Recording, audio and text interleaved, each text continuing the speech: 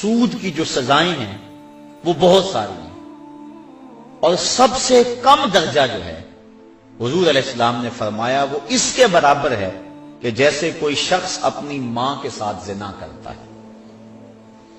آج ہمارے اس معاشرے کے اندر سود کی لعنت سرایت کر گئی ہوئی ہے، اور اس کا نام بدل کے ہم اس کو اختیار کیے ہوئے ہیں۔ اگر شراب کی بوتل پہ روح افزا کا لیبل لگا لیا جائے تو اس کی ماہیت تو نہیں بدلتی۔ تو سود کا ہم نے مختلف انداز سے اس کے نام رکھ لیے، اور معاشرے کے اندر ہم کہتے ہیں کہ جی ہمارا کام ہی نہیں چلتا، کیا کریں، مجبور ہے، اور کئی بہانے ہیں لوگوں کے پاس، اور کئی باتیں اس حوالے سے۔ قرب قیامت کے فتنوں کو بیان کرتے ہوئے ارشاد فرمایا کہ قرب قیامت میں اگر کسی کے پاس سود نہیں پہنچے گا تو اس کا دھواں ضرور پہنچے گا، یعنی ایسے حالات بن جائیں گے، لوگ اللہ سے اتنے دور ہو جائیں گے۔ تو سود ایک ایسی بیماری ہے، ایسا جرم ہے کہ جس کی سزا قیامت کے دن اللہ تعالیٰ نے قرآن مجید میں فرمائی کہ وہ ایسے اٹھایا جائے گا جس طرح کسی شخص کو شیطان نے مس کیا ہوا ہے، اور اس کی جو حالت ہوتی ہے، یہ جو کہتے ہیں اس کو جن آ گیا اور اس کو اپنی ہوش نہیں رہتی، گرتا ہے دائیں بائیں، جو سود خور ہے کل قیامت کے دن اس طرح اٹھایا جائے گا کہ جس طرح کسی کو شیطان نے مس کیا ہو، اور وہ جس طرح مجنون اور اس کی حالت غیر ہوتی ہے، قیامت کے دن اس طرح جو ہے وہ سود خور اٹھایا جائے گا۔ حبیب اجمی بہت بڑا سود خور ہے، گزر رہا ہے سڑک سے، بچے کھیل رہے ہیں، اس وقت کچی سڑکیں ہوتی تھی، تو اس کے پاؤں سے گرد اڑی، تو جب گرد اڑی تو ان بچوں نے کہا پیچھے ہٹ جاؤ،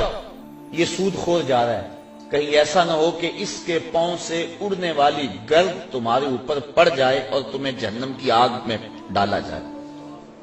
ان بچوں کی بات ابھی اجمی نے سنی اور بڑا پریشان ہوا۔ بعض کا ایک جملہ بندے کو بدل دیتا ہے۔ میں پچھلے دن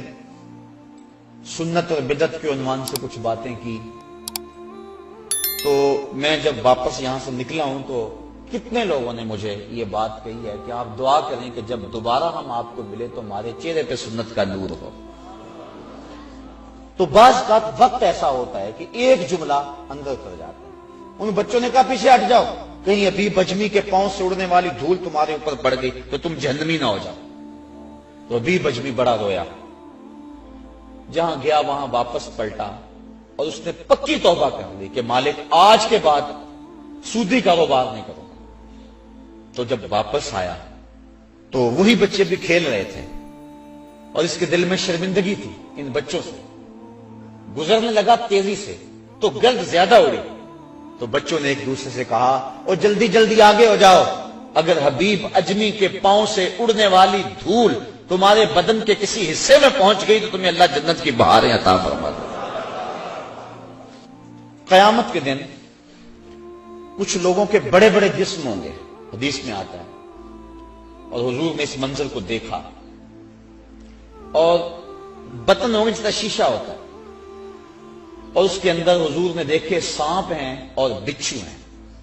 اور وہ شخص اٹھتا ہے تو اس سے اٹھا نہیں جاتا۔ پوچھا جبریل یہ کون لوگ ہیں؟ فرمایا یہ وہ لوگ ہیں جو سود کھایا کرتے تھے۔ تو سود کھانا،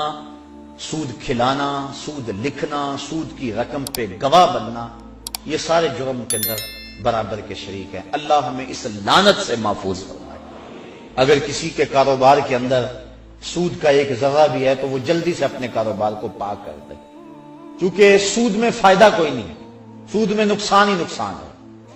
اللہ تعالیٰ فرماتا ہے کہ وہ ربا کو گھٹاتا ہے اور جو تم صدقات دیتے ہو اس کو بڑھاتا ہے۔ عقل انسانی کہتی ہے کہ جو سود لیتے ہیں اس سے تو مال میں اضافہ ہوتا ہے، اور زکوٰۃ نکالیں تو اس میں مال میں کمی ہوگی، لیکن اللہ فرماتا ہے نہیں، اس میں زیادتی ہوگی، اس میں کمی ہوگی۔ ایک روایت میں آتا ہے کہ جب بندہ صدقہ کرتا ہے تو رحمان اس کو اپنی قدرت کی مٹھی میں لے لیتا ہے، اور پھر اتنی تیزی کے ساتھ وہ صدقہ بڑھتا ہے جس طرح گھوڑا بڑھتا ہے، اور کل قیامت کے دن چھوٹا سا جو صدقہ کیا جائے گا اس کو ایسے ملے گا جس کا احد پہاڑ ہوتا ہے۔